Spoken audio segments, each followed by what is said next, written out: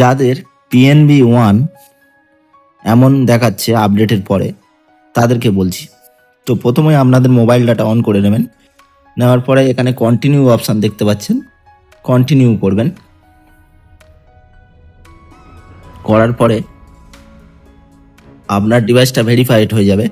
হওয়ার পরে এরকম অপশান দেখাবে। তো আপনারা নিচে দেখতে পাচ্ছেন এগ্রি অ্যান্ড কন্টিনিউতে আবার টাচ করবেন।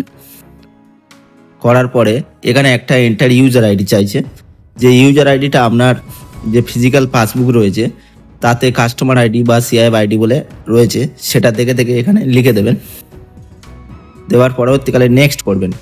করলে আপনার ফোনে অটোমেটিক্যালি একটা ওটিপি চলে আসবে। সেই ওটিপিটা দেখে দেখে আপনি এখানে টাইপ করে দেবেন, দিয়ে কন্টিনিউ বা নেক্সট করলেন।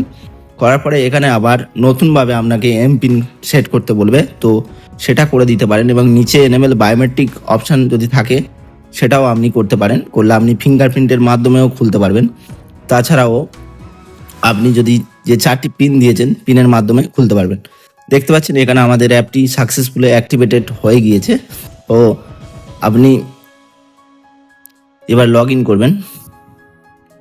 করার পরে লগ ইন টাচ করার পরে আপনি দেখতে পাবেন আপনার ফিঙ্গারপ্রিন্ট দিলেই আপনার অ্যাপটি খুলে যাবে, বা আপনি যদি চান পিনের মাধ্যমে খুলতে পারেন।